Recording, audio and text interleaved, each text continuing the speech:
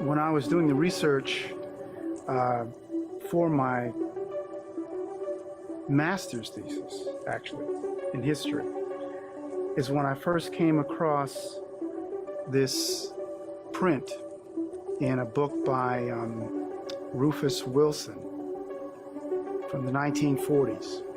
And the book showed a portrayal of President Abraham Lincoln dressed in what would be considered traditional Moorish attire. And I remember looking at that, and of course, coming from a Moorish perspective and having a Moorish science background, I was curious as to who and this person was who produced that, and what did this actually mean?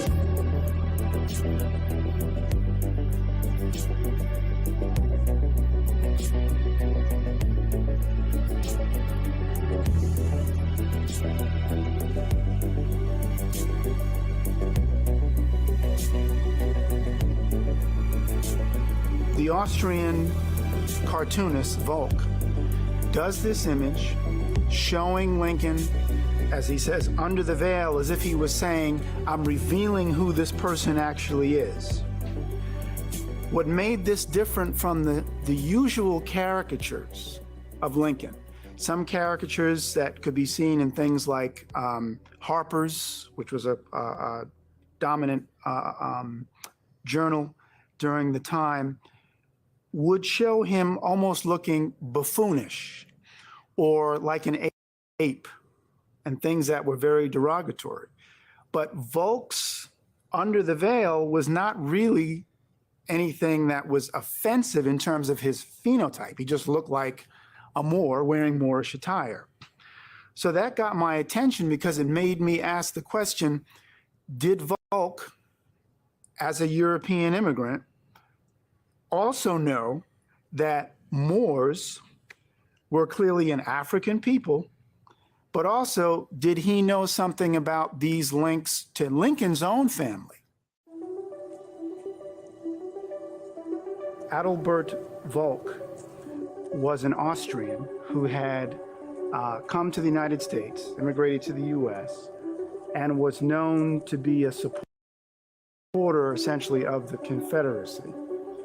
And he did this cartoon. It was fairly popular during the day, and even earlier, to do caricatures or cartoons, caricatured images of various people. So Volk did this one of President Lincoln sometime between 1861 and 1862, showing him with curly hair, looking a bit swarthier, wearing Moorish-style pantaloons and having a Moorish scimitar and a medallion. And he entitled it Under the Veil. Now, what was interesting about it was that during that time, in the 1860s, Lincoln already had a reputation among many Southern, quote-unquote, whites, many Southerners, that he was of mixed ancestry. Nancy Hanks was said to have been of mixed ancestry, his mother. And when he was elected president, of course, we know that South Carolina shortly after seceded from the Union, and basically the Civil War began. A lot of the negative things said about Lincoln were simply attributed to his being opposed to slavery.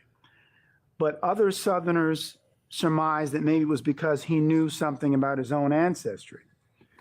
That's another topic potentially in terms of coming back to that. But the bottom line is Adalbert Volk produced this caricature showing Lincoln looking essentially like a Moor, basically having an awareness in the 19th century that the Moors historically were understood to be a predominantly African people, even though an African people clearly with Islamic roots or connections.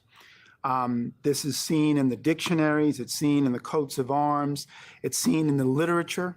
Even those who understood that when Shakespeare wrote his play, Othello, which I, of course, use that as the theme for my own book, Othello's Children in the New World. Shakespeare clearly knew that Moors were references to African or so-called black people. And I might even add, recently, there was a historian, I forget their name, but they gave a presentation where they talked about Lincoln's work with something known as the William Dungy case in 1855. And that William Dungy case was where Dungy in the state of Illinois was found to have gotten in trouble with people in the society who accused him of not being quote unquote white. And they were arguing that he was a Negro. Lincoln defended him and argued that he was of Moorish ancestry. So that's another element of American history that's often overlooked. Now, why wouldn't people look more deeply at why Adalbert Volk did this? In fact, Volk had to flee the country in part because of his Confederate sympathies, but he came back in 1864, at least according to what Rufus Wilson says, and then produced a collection of his caricatures, but mysteriously didn't include this original one of Under the Veil showing Lincoln looking Moorish. So, you know, part of what this suggests to me is there clearly were Europeans, European Americans in the United States in the 19th century who were still fully aware of some Moorish aspect to the history of not just the United States, but the colonies which had preceded it. So that's that connection in terms of Volk's Under the Veil and why I included it in the beginning of the book. I think what Volk was saying was that Lincoln was clearly not of pure European ancestry, and through the mind of this Austrian, Volk, and even in the history of the Habsburg Empire, the Austro-Hungarian Empire, there was clearly an awareness of the history of the Moors. Moors were clearly known to be, if you will, predominantly African Muslims. Coats of arms confirm that.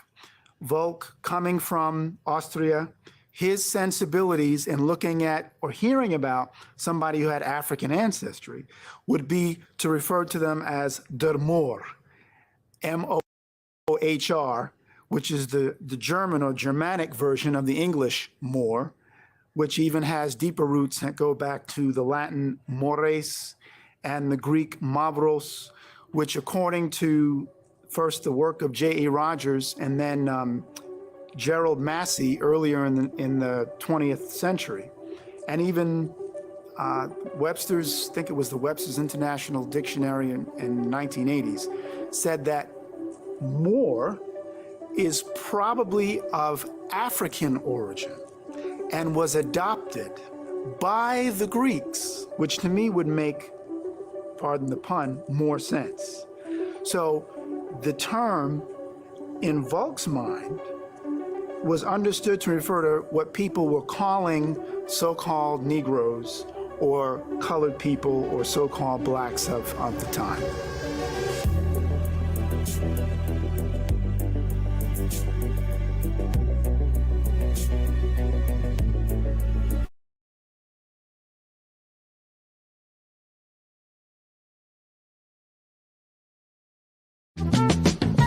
The revolution will not be televised. The revolution will not be brought to you by Xerox in 4 parts without commercial interruption. How do? Yeah. I'd like something to drink, preferably some vodka. You best have a black Russian. Black Russian. You would have said Black Russian. That's a funny joke. I get it.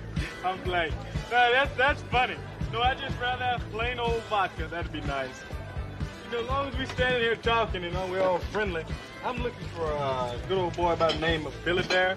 I was wondering if you might be able to help me find him. Never heard of him. Never heard of him before. Never heard of Billy Bear, huh? Look at here.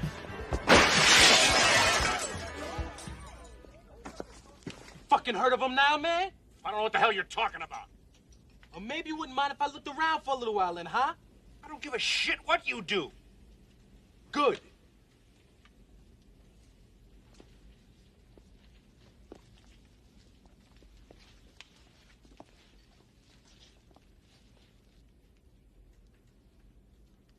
Never seen so many backwards-ass country fucks in my life.